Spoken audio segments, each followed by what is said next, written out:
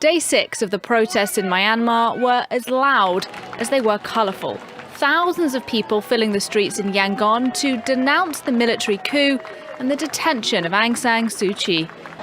Outside the capital, hundreds even took their demonstrations to the water, forming a floating protest along the Inle Lake. With no sign of the movement abating, Myanmar's military chief addressed the nation on Thursday, his first public comments since the coup. Even as he called on civil servants to return to their desks, staff at the central bank joined the civil disobedience on Thursday, following a walkout led by teachers, medics and railway workers. As the pressure from the streets intensifies, the military junta is now also feeling the heat on the world stage. The Biden administration on Thursday announced a wave of sanctions targeting top generals behind the coup and warned more aggressive measures may follow.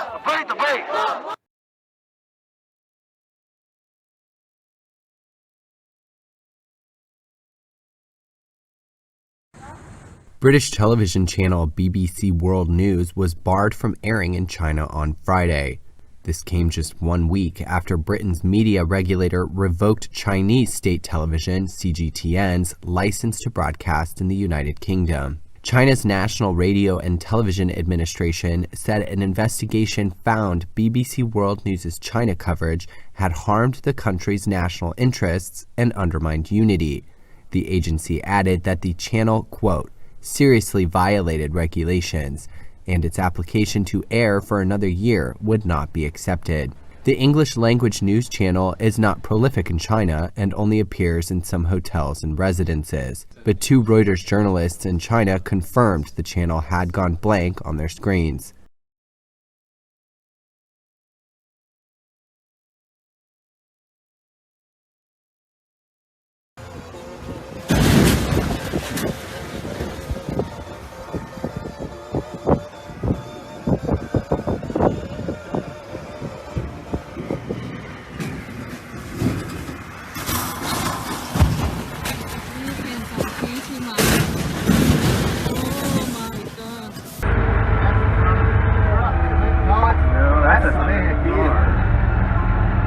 That's the one we saw explode.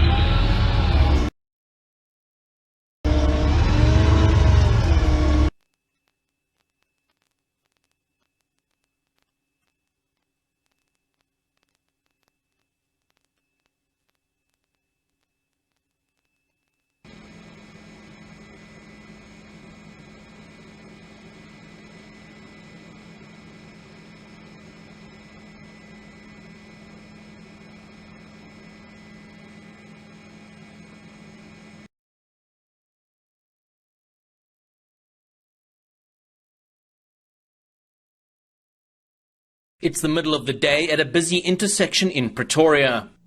Gunmen pull up next to a courier van's armed escort and open fire. 2 weeks earlier, another crew was attacked in the same way.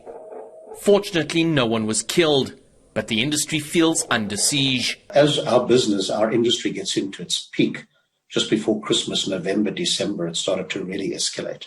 And then, of course, in early January, things go quiet again. But as it stands right now, it is full on and worse than it has ever been.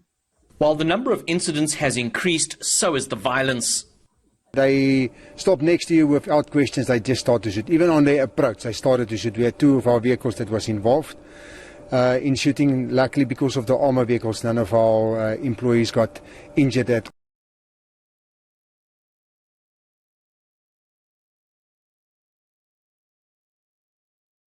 Many things are hidden. Actually, we almost know nothing. When Interfax reported that Yulia left, quoting an unnamed source, even the lawyers of the family, of Navalny's family, could not confirm or deny this information. Later on, the German Der Spiegel confirmed that she has arrived in Frankfurt and wrote that it was a private visit, even though from the initial report we understood that Yulia has fled Russia. So the question, why now? Why this day? Because tomorrow there is another hearing on Alexei Navalny. In this trial, he is accused of defamation, and of course it is very, very strange, and we could understand that this decision was done very quickly.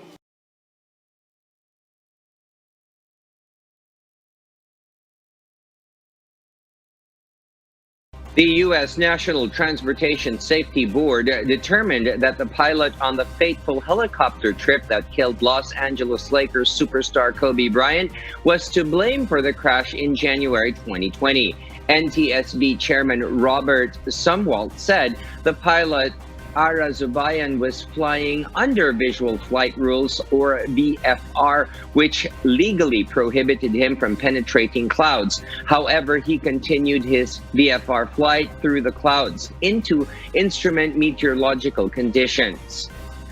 Zubayan told air traffic controllers that the Sikorsky S-76B helicopter was climbing out of heavy fog when it was actually descending rapidly in a steep left turn, plowing into hills just outside Los Angeles.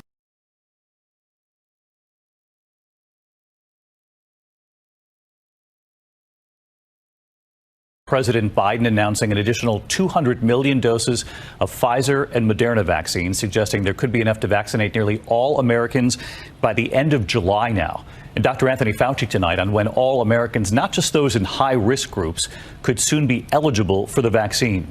And tonight, with the urgent effort to vaccinate Americans, more than 34 million Americans getting at least one dose now. That's about 10% of the population, of course. And still tonight, supply remains the key issue here. Vaccinations for one at Dodger Stadium, we've learned, will be halted tomorrow because they are simply out of vaccine.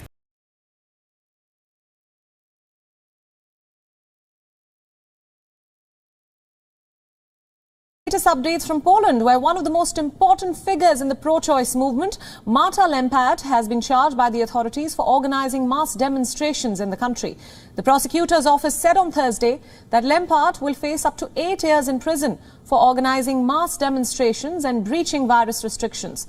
The charges against Lempart include insulting a police officer and causing an epidemiological threat for organizing rallies during virus crisis. Under Polish law, a person can face from 6 months to 8 years of imprisonment for causing an epidemiological threat. Lempart is one of the organizers behind the women's strike movement, which has been responsible for coordinating demonstrations across the country. The charges being faced by the activists also include insulting the police force and voicing support for attacks on churches.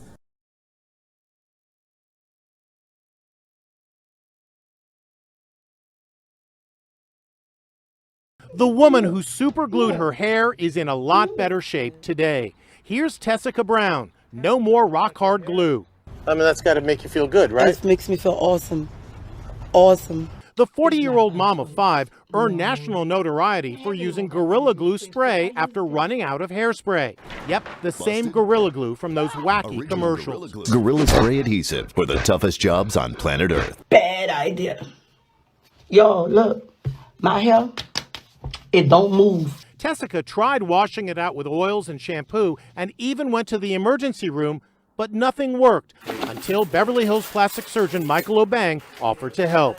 Tessica flew from her home in Louisiana to Los Angeles. How are you holding up, Tessica? Where she got a COVID test before undergoing a procedure to dissolve the glue using a concoction of medical-grade adhesive remover, aloe vera, olive oil, and acetone.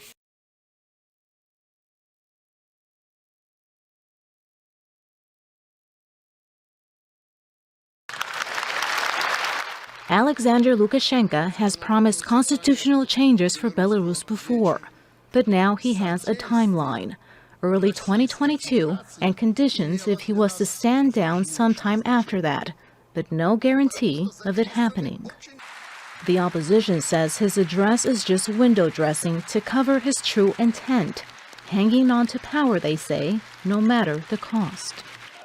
However, the setting is different now to 6 months ago, after his disputed victory for a 6th term as president.